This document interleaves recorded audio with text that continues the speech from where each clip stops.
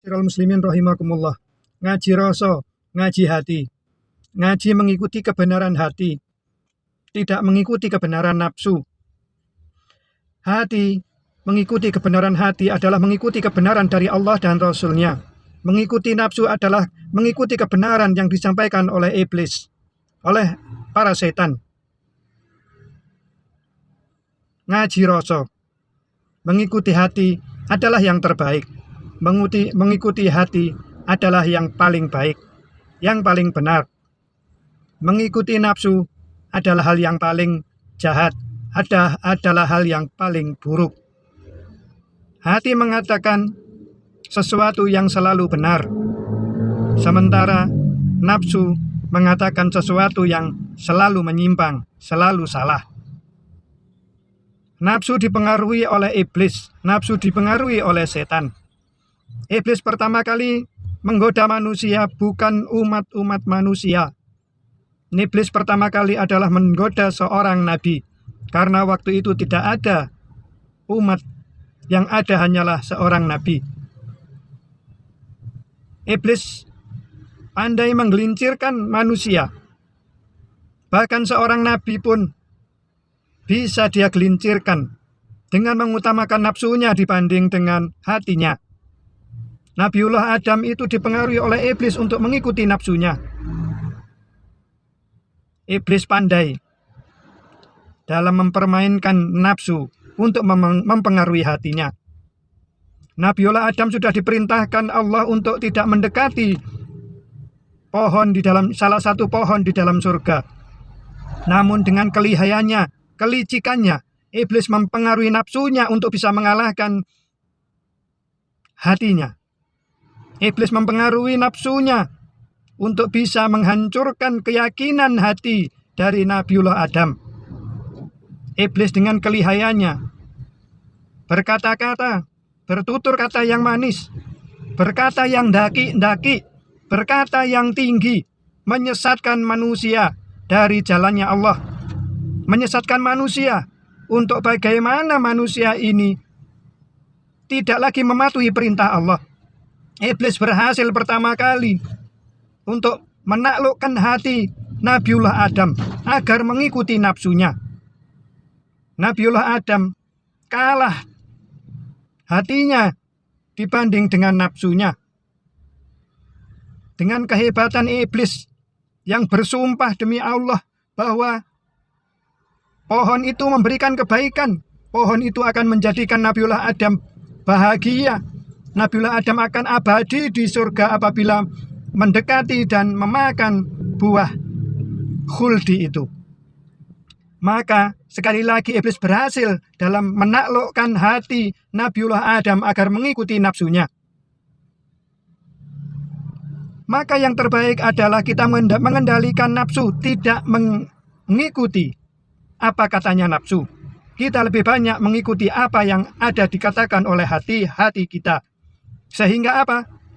Kalau kita mengutamakan nafsu, maka kita akan selalu senantiasa untuk menyelisihi Rasul kita. Nafsu ini digoda setan untuk selalu beribadah tidak sesuai dengan apa yang disampaikan oleh Rasul kita, oleh Rasul panjenengan. Nafsu ini selalu menyelisihi agar panjenengan menyimpang dari Rasulnya, agar amalan-amalan, ibadah-ibadah kita semua berbeda dengan Rasulnya. Ini adalah tipu muslihat setan dalam mempengaruhi nafsu, sehingga nafsu ini bisa mengalahkan hati-hati yang sebenarnya sudah bersih, yang hatinya sudah sebenarnya benar, yang sebenarnya hati ini sudah baik. Tapi karena hati ini dikendalikan oleh nafsu, maka hati ini mengikuti apa yang dikatakan oleh nafsu. Nafsu mengatakan bahwa kita harus menyelisihi Rasulullah Muhammad SAW. Maka hati ini mengikuti dengan apapun alasannya. Hati ini dikendalikan oleh nafsu. Nafsu mengatakan, kamu tidak apa-apa menyelisihi Rasulmu dengan alasan cinta. Kamu mencintai Rasulmu. Orang-orang yang tidak mencintai Rasulnya adalah pengikut setan. Ini iblis yang mengatakan seperti itu. Jangan ikuti hatimu. Ikutilah nafsumu. Kamu melakukan ibadah yang tidak sama dengan Rasulmu, tidak apa-apa. Yang penting kamu cinta, yang penting baik menurut kamu. Apa yang kamu sampaikan itu cinta, itulah yang tertinggi. Itulah kata nafsu yang dipengaruhi oleh iblis. Iblis selalu menggoda manusia, seolah-olah apa yang dilakukan itu baik, walaupun berbeda dengan Rasulnya. Nafsu telah dipengaruhi sedemikian rupa, tidak hanya 1-2 orang, tapi seluruh umat manusia di dunia ini.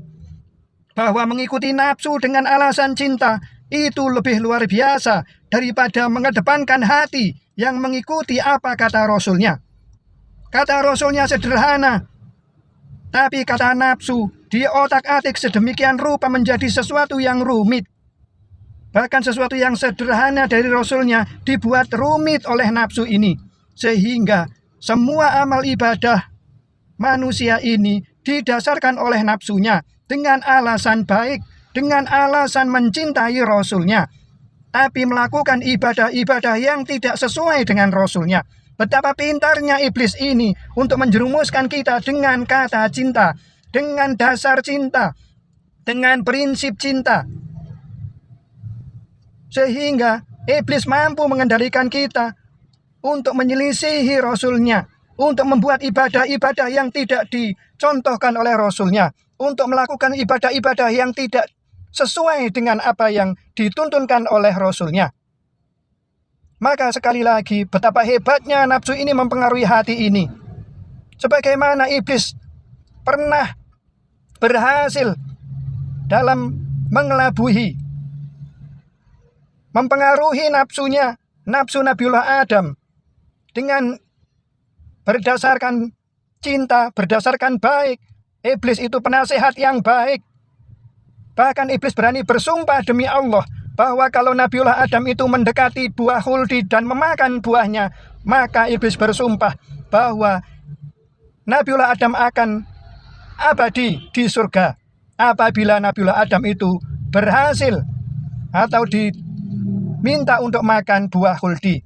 Tapi kenyataannya, dengan berdasar sumpah iblis, yang seolah-olah iblis mencintai Nabiullah Adam, lalu memberikan nasihat.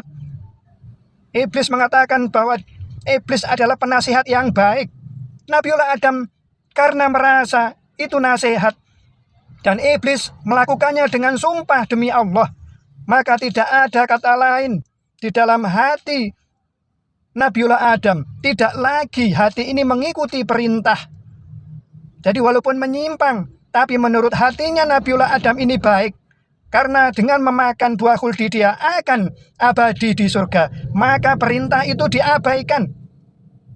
Berbeda dengan Allah, tidak apa-apa kata hatinya. Karena ini baik, karena ini cinta. Tapi ternyata Allah murka.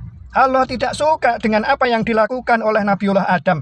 Nabiullah Adam ternyata lebih mementingkan nafsunya dibanding hatinya.